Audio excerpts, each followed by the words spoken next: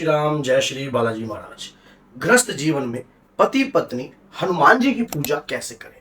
अगर करते हैं हनुमान जी की पूजा ग्रस्त जीवन के अंदर, कौन से ऐसे नियम होने चाहिए, किस प्रकार के नियमों का पालन करना चाहिए?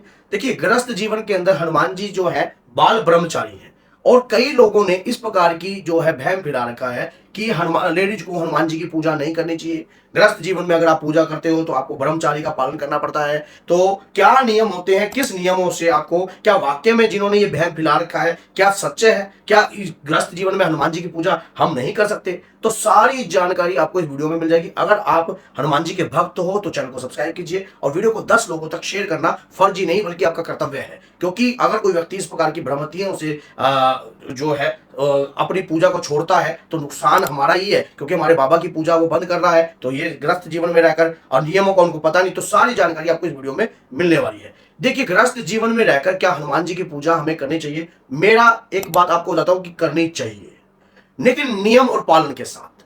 हनुमान जी बाल ब्रह्मचारी हैं, कलयुग के राजा हैं, कलयुग में जागृत रूप के देवता है। इस देवता की पूजा जो व्यक्ति अपने ग्रस्त जीवन में करता है और उसके घर में किसी भी प्रकार की समस्याएं उत्पन्न नहीं होती हैं, क्योंकि हनुमान जी को संकट मोचन भी कहा गया है। प्रभु श्री राम के कष्ट का निवारण इन्होंने ही किया है और माता जानकी को जो शोक में ग्रस्त थी उन्हें शोक से व्यक्त भी इन्होंने ही दिलाया है। लक्ष्मण भैया के प्राण बचाए हैं, रावण जैसे को एक मुद्दर में मूर्छित कर दिया है और लंका का दहन भी इन्होंने ही किया है। तो हनुमान जी, इसमें तो संदेह नहीं है कि बाल ब्रह्मचारी है और अतुलित बल के धाम है, मतलब उनकी बल की भी कोई सीमा नहीं है। और अपने गृहस्थ जीवन में इनके क्या नियम होने चाहिए? गृहस्थ जीवन में पति पत्नी को नियमित रूप से पूजा करनी चाहिए हनुमान जी की हनुमान चालीसा। पहला ये नित्य नियम, अगर आप 7 हनुमान चालीसा भी करते हो, वैसे तो जो 7 बार पाठ कर कोई चूटी बंदी महासुख हुई, जो व्यक्ति 100 बार पाठ करता है हर प्रकार के बंधनों से मुक्त हो जाता है। गृहस्थ जीवन में रहकर अगर पति पत्नी आप 7 बार भी पाठ करते हो तब भी इसका पूर्ण फल आपको प्राप्त होता है। जब लेडीज को होती है उस समय पर हनुमान जी की पुस्तक को आपको हाथ नहीं लगाना चाहिए। हनुमान चालीसा मुंह जबानी रूप से आप मंदिर से बाहर बैठकर 3 या 4 दिन जो आपके पीरियड के समय होता है उस वक्त जो है आप हनुमान चालीसा का गुणगान जो है कर सकते हो, इसमें कोई बुराई नहीं। उन्हें संकट मोचन कहा गया है।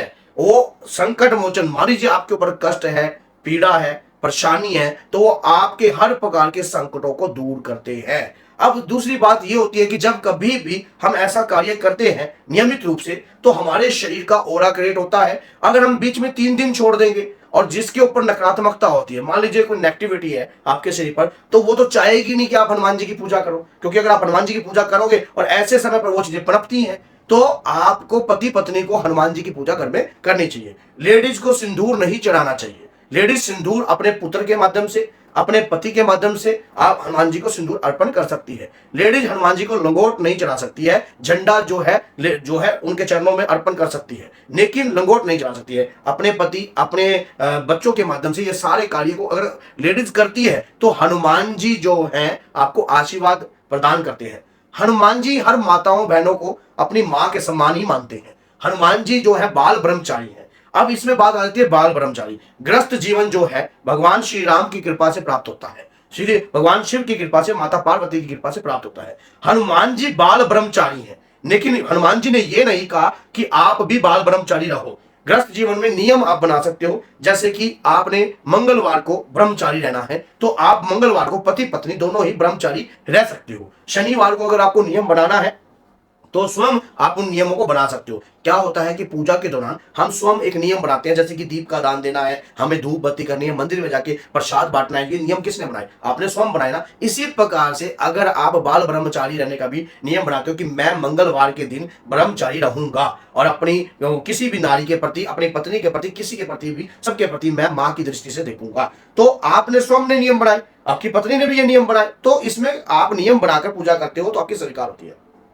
हनुमान जी की मूर्ति को क्या लेडीज अवश्य कर सकती है? कर सकती है, लेकिन जिस वक्त महामारी के समय पे नहीं कर सकती, लेकिन उस वक्त कर सकती है जब वो हनुमान जी को अपने पिता के समान मान ले। अपने पिता के समान मानकर उनका पूजन करें और अपने पुत्र के समान मानकर भी उनका पूजन कर सकती है उस तरीके से आप अपने भ्राता का दर्जा भी उन्हें, बड़े भ्राता का दर्जा भी उन्हें दे सकते हैं। अब मान लीजिए जिस किसी माता बहनों का भाई नहीं है, तो हनुमान जी को आप अपना भ्राता मान सकते हो, अपना दादा मान सकते हो, अपने इष्ट आराध्य मान सकते हो। इसमें कोई बुराई नहीं है कि लेडीज और जेंट्स किसने बांट दी, ये गलत ब्रह्म जो चीज फिलहाल की है, ऐसा कुछ नहीं है। हनुमान जी स्वयं बाल ब्रह्मचारी है और हनुमान जी के मन में इस प्रकार के कोई विकारिक जो है ख्याल नहीं है। एक बार क्या हुआ, हनुमान जी जब माता सीता का पता लगाने के लिए लंका में गए, तो लंका में अचानक ही रावण के शयन कक्ष में हनुमान जी कूद गए। तो जब कूदे तो रावण को निवस्त्र और उसके साथ बहुत सारी लेडीज जो थी वो निवस्त्र लेती थी, तो हनुमान जी राम राम राम राम राम करते बाहर कूद आए। तो उन्होंने एक क्षण के, एक सेकंड के अंदर उनके मन में यह ख्याल आया कि मेरा ब्रह्मचारी जो है खंड हो गया। लेकिन हनुमान जी ने कहा कि इस प्रकार के दृश्य को देखकर मेरे शरीर में कोई विकारिक उत्पन्न नहीं हुई, किसी भी प्रकार की जो विकार जो ख्याल है वो उत्पन्न नहीं हुए, तो जिससे आपका ब्रह्मचारी खंड नहीं होता। ब्रह्मचारी जब तक आपका मजबूत रहता है, आपके अंतर्मन से, आपके आंतरिक विश्वास से, आप हर लेडीज को अपनी मां का दर्जा देते हो, अपने बहन का दर्जा देते हो, तो किसी भी प्रकार का आपका ब्रह्मचारी खंड नहीं होता है। अब बात आती है कि हनुमान जी की पूजा करते वक्त हमें क्या नियम रखने चाहिए। कुछ नियम मैंने आपको शुरू में बता दिए। भोग क्या लगाने चाहिए हनुमान जी को। लेडीज जब माहवारी के समय पे होती है उस वक्त जो है भोग का जो है अपने हाथों से नहीं बना सकती, आपके हस्बैंड उसमें भोग बना सकते हैं और आप भोग लगा सकते हो, लेकिन भोग को स्पर्श नहीं कर सकते हो। मंदिर, हनुमान जी के मंदिर में प्रवेश नहीं करना चाहिए उस वक्त जो है। और सिंदूरी मूर्ति कभी भी अपने घर के अंदर नहीं रखनी चाहिए। गृहस्थ जीवन में सिंदूरी मूर्ति जो है उसके नियम होते हैं। मंगल, शनिवार या हर पूर्णिमा पर सिंदूरी मूर्ति को चोला अर्पण होता है, जनेऊ अर्पण होता है, लंगोट अर्पण होता है और साथ में झंडा जो है अर्पण होता है। ऐसे समय पर अगर आप गृहस्थ जीवन में हो तो उनके नियम जो है कट्टर होते हैं। जिस प्रकार से आपको मेरे पीछे मूर्ति दिखाई दे रही है, इस प्रकार का स्वरूप आप अपने घर में रख सकते हो, लेकिन जिस पर आप सिंदूर, इस स्वरूप के आगे आप कटोरी के अंदर सिंदूर अर्पण कर सकते हो, सिंदूर अर्पण कर आप रख सकते हो और वही सिंदूर आप पूर्णिमा पर अपने पति के माध्यम से हनुमान जी को अर्पण करा सकते हो, हनुमान जी को जो है चोला चढ़ा सकते हो। ये चोला चढ़ाने से एक तो शारीरिक पीड़ा दूर होती है, आपके गृहस्थ जीवन में खुशहाली आती है और साथ में पति पत्नी जब हनुमान जी की पूजा करते हैं तो आप सोचिए उस घर में सुख शांति का भाव होगा। आप हनुमान चालीसा देखिए, आपने हनुमान चालीसा में गोस्वामी ने एक ही बात करी लिखी है कि और देवता चितना धरिए, हनुमत से ही सर्व सुख करिए। अगर आप ये देखो कि उन्होंने कहा कि लेडीजों को हनुमान जी की पूजा नहीं करनी चाहिए, ऐसा कहीं लिखा नहीं लिखा, तो ये तो भ्रमतियां जो है फैला रखी है कई लोगों ने। ऐसा नहीं है, आप सच्चे मन से दादा वीर की बजरंगी की पूजा कर सकती हो। कोई आपको किसी भी प्रकार का नुकसान नहीं है, कोई भी किसी भी प्रकार को आपको कोई भी 1% का भी आपको अगर कोई व्यक्ति इस प्रकार का ज्ञान देता है तो वो आपको भ्रमतियां फैला रहा है, वो गलतियां कर रहा है। ऐसा कार्य नहीं करना चाहिए। इससे तो लेडीज पूजा नहीं करेंगी। हनुमान जी तो सबसे पहले सेनापति है माँ दुर्गा के। आप सोचिए कि सबसे पहले द्वार पर ही वो मिलते हैं, तो अब चाहे लेडीज करे चाहे जेंट्स करे, आगमन तो वहीं से ही होगा। तो ऐसा नहीं है। तो अगर ये वीडियो आपको अच्छी लगी है और संसार के लिए लाभकारी है तो वीडियो को लाइक कीजिए, चैनल को सब्सक्राइब कीजिए और बेल आइकन बटन को दबाना ना भूलिए, जिससे आने वाली हर वीडियो की नोटिफिकेशन आप तक पहुंच जाए। तो बोले जय श्री राम, जय माता।